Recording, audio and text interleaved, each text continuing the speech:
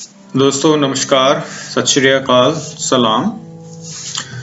दोस्तों, पुर्तगाल का work permit या वर्क वीज़ा क्या ओपन है और आर्टिकल 88 पैराग्राफ 1 और पैराग्राफ 2 कैसे वर्क परमिट से रिलेटेड हैं, कैसे हम लोग वर्क परमिट के लिए अप्लाई कर सकते हैं अपने अपने कंट्री से, आज हम इसके बारे में जानेंगे। तो दोस्तों, इससे पहले कि मैं आज की वीडियो स्टार्ट करूं, मैं एक बार फिर आप सभी लोगों से, जिन जिन लोगों की फाइल जून 2020 में लॉक हुई है, उन सभी को सेफ की तरफ से ऑटोमेटिक ईमेल्स आ चुकी हैं कि वो अपनी अपनी अपॉइंटमेंट्स बुक करें। और ये काम आपको दोस्तों 10 दिन के अंदर अंदर करना होगा ईमेल आने के बाद। अगर आप ऐसा नहीं करते हैं तो 119 आर्टिकल जो है वो आपके ऊपर लागू हो जाएगा और आप बहुत ही पीछे चले जाएंगे, क्योंकि अंदर फिर से टाइम बहुत बर्बाद होगा। हो सकता है आपकी एप्लीकेशन कैंसिल भी हो जाए और फिर से आपको नए सिरे से लगानी पड़े। तो दोस्तों, हमेशा याद रखिए कि सेल फोन्स, मोबाइल फोन्स के ऊपर ईमेल्स ओपन ना करें, कई बार वो नहीं शो करती हैं। लैपटॉप या कंप्यूटर्स पर ही ओपन करें। और अगर जून तक किसी भी हमारे भाई को अभी तक ईमेल रिसीव नहीं हुई है तो वो तुरंत सेफ में कॉल करें और पता करें कि क्यों अभी तक डिले हो रहा है। तो दोस्तों, आज का टॉपिक बहुत इंटरेस्टिंग है, क्योंकि मुझे कई सारी इस चीज़ के ऊपर क्वेरीज आती हैं, सवाल आते हैं कि भाई पुर्तगाल का जो वर्क परमिट है वो ओपन है कि नहीं, क्या फॉर्मेलिटीज़ हैं, कैसे हम अपने देश से यहाँ पर वर्क वीज़ा पर आ सकते हैं। तो दोस्तों, मैं आप लोगों से ये बात बिल्कुल श्योरिटी के साथ कह सकता हूँ कि वर्क परमिट ओपन है। वर्क परमिट जो है वो कभी क्लोज हुआ ही नहीं था। दोस्तों, हर मुल्क के अंदर वर्क वीज़ा ओपन रहता है। आप कोई सा भी मुल्क उठा लें, Canada, America, Australia, European, England, कोई सा भी आप मुल्क उठा लें, हर एक मुल्क के इमिग्रेशन के अंदर वर्क परमिट्स ओपन रहते हैं। दोस्तों, 2016 से लेकर 2018 तक जो चीज़ बंद रही थी, जिसकी वजह से लोग फाइल नहीं लगा पाए थे और बहुत ही परेशान हुए थे, वो था सुगरेंसा सोशल। यानी कि उस टाइम पुर्तगाल के अंदर पुर्तगाल की गवर्नमेंट सोशल सिक्योरिटी नंबर जो है वो नहीं इशू कर रही थी, कर पा रही तो हो नहीं सकता, जिसकी वजह से फाइल्स रुकी रही थी 2 साल। 18 के अंदर दोबारा से प्रोसेस स्टार्ट हुआ और फिर से लोग जो हैं उन्होंने फाइलें सबमिट करनी शुरू करी दोस्तों। तो दोस्तों, वर्क वीज़ा या वर्क परमिट बेसिकली होता क्या है, जब आप पुर्तगाल में आना चाहते हैं और जो आपकी स्किल है, जो आपकी क्वालिफिकेशन है, उसके अकॉर्डिंग अगर पुर्तगाल के अंदर ज़रूरत है लोगों की, तो आप किसी के थ्रू या उस कंपनी के थ्रू आप पुर्तगाल में लीगल एंट्री ले सकते हैं और उसके बाद आपको TRC इशू हो जाती है और उसके बाद फिर 5 साल बाद आपको जो है यहाँ की सिटीजनशिप मिल जाती है। अब दोस्तों, बात यह है कि हमें पता कैसे चलेगा कि भाई कौन सी कंपनी जो है वो वर्क वीज़ा, वर्क परमिट दे रही है, क्योंकि उन्हें लोगों की ज़रूरत है और किन लोगों को ज़रूरत है।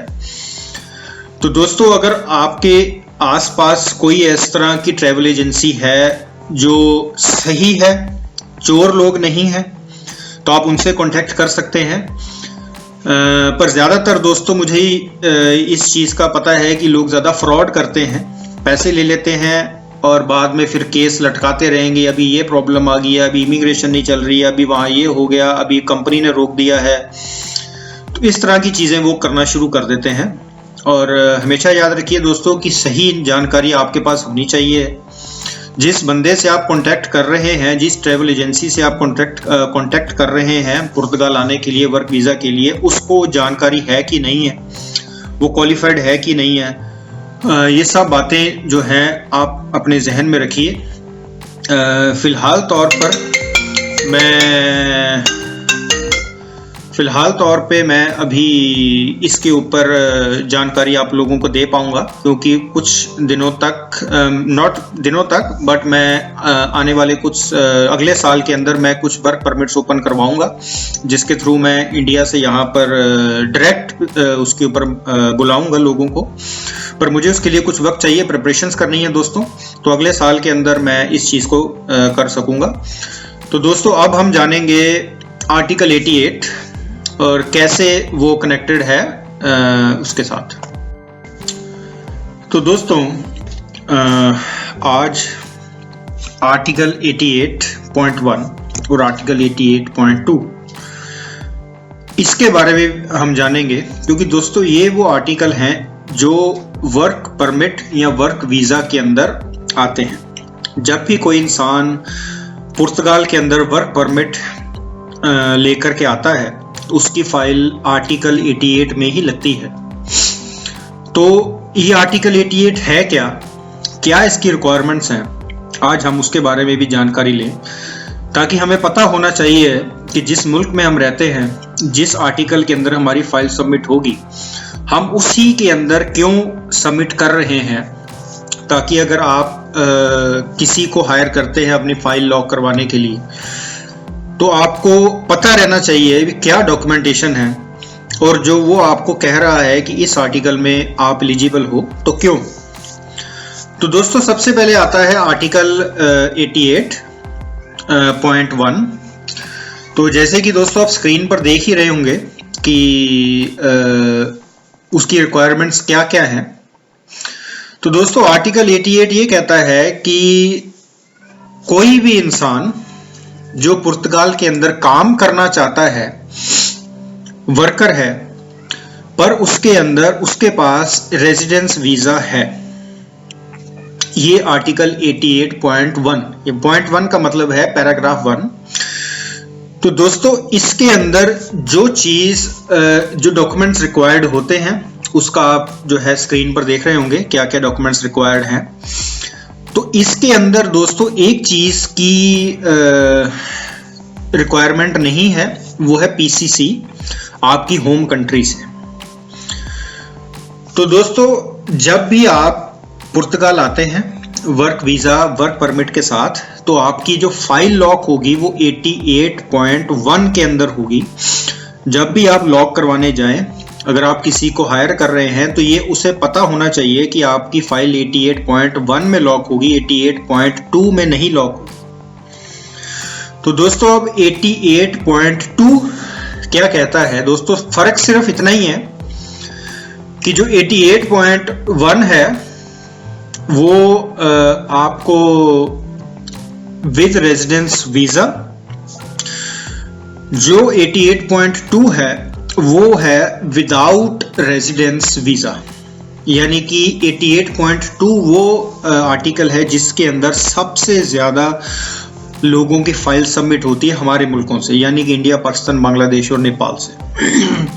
और इसकी दोस्तों एक रिक्वायरमेंट होती है कि आपके पास पीसीसी होनी चाहिए है, और ट्रैवल डॉक्यूमेंट यानी कि बोर्डिंग पास और लीगल एंट्री वगैरह आप किसी होटल के थ्रू करवा रहे हैं या जो भी है, ये चीज़ें आपके पास होनी चाहिए दोस्तों। तो जब भी कोई इंसान पुर्तगाल आ रहा है, अगर तो वो डायरेक्ट वर्क परमिट लेकर के आता है तो उसकी फाइल 88.1 में लॉक होती है। अगर कोई शेनिगन की किसी कंट्री में आया है और वो वहाँ से घूम करके यहाँ पर स्टे किया उसने पुर्तगाल में किसी होटल के अंदर, और वहाँ से उसने अपनी लीगल एंट्री का डॉक्यूमेंट लेकर के डॉक्यूमेंट्स बनवाए, अपना टैक्स नंबर बनवाया, अपना जो सुगंसा सोशल का नंबर इशू करवाया और आपने फाइल सबमिट कर दी। तो दोस्तों 88.2 के अंदर एक बड़ी इंपॉर्टेंट रिक्वायरमेंट है। अगर आप गौर से देखेंगे तो उन्होंने ये लिखा है कि आपके पास सुगरेंसा सोशल का डॉक्यूमेंट होना चाहिए है। अगर आपके पास ऐसा डॉक्यूमेंट नहीं है तो आपके पास एक परमानेंट प्रॉमिस्ड कॉन्ट्रैक्ट होना चाहिए है, ताकि आप रेगुलर टैक्स पे कर सकें।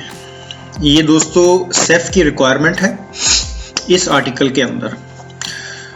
तो दोस्तों जब भी हम वर्क वीजा की बात करते हैं, परमिट की बात करते हैं, तो यानी आर्टिकल 88.1 और 88.2 की बात हम करेंगे। तो उम्मीद करता हूं दोस्तों कि ये वीडियो आप लोगों की यूज़फुल होगी। जैसा कि मैंने अपने शुरुआती इसमें बताया था कि आप नेक्स्ट ईयर मैं कुछ वर्क परमिट्स के लिए वैकेंसीज अवेलेबल करवाऊंगा, और इंडिया से अगर जो भी हमारे भाई यहाँ आना चाहते हैं वर्क वीज़ा के अंदर, तो वो उन्हें हम यहाँ बुला सकते हैं। वैसे याद रखिए दोस्तों, लीगल काम करिए, इलीगल काम मत करिए, क्योंकि इलीगल के अंदर रिस्क बहुत ज़्यादा है और आपका फ्यूचर भी उससे अंधेरे में जा सकता है। हमारी कंपनी, हमारे लोग जो हैं वो सिर्फ लीगल काम करते हैं, इलीगल हम काम कोई नहीं करते हैं। लीगल डॉक्यूमेंट्स सारा कुछ जो है जेन्युइन होना चाहिए, तभी हम फाइल को प्रोसेस करेंगे। दोस्तों देखते रहिए हमारी जो आने वाली वीडियोस को भी, और अपडेटेड रहिए, ताकि जैसे ही कोई नया अपडेट सेफ के रिगार्डिंग, पुर्तगाल के रिगार्डिंग, इमिग्रेशन के रिगार्डिंग आता है तो आप लोगों को पता लगता रहे दोस्तों। तो अगर आप लोगों का कोई सवाल है तो आप कमेंट सेक्शन में लिख करके बताएं। ईमेल जो है शो हो रही होगी पूरी वीडियो के अंदर आपको। आप उस ईमेल के अंदर आप अपना कॉन्टैक्ट नंबर ड्रॉप करें व्हाट्सएप एक्टिव के साथ, अगर आप मुझे कॉन्टैक्ट करना चाहते हैं। तो अगर आपको लग रहा है कि मेरी कोई इन्फॉर्मेशन गलत है तो आप ज़रूर कमेंट सेक्शन में लिखें और हम उस इन्फॉर्मेशन करेक्ट करें और लोगों तक सही इन्फॉर्मेशन पहुंचे दोस्तों। तो मिलेंगे अगली वीडियो के अंदर एक नई इन्फॉर्मेशन के साथ, एक नई जानकारी के साथ, एक नए अपडेट के साथ। आप सब लोगों का बार बार हार्दिक तौर से धन्यवाद।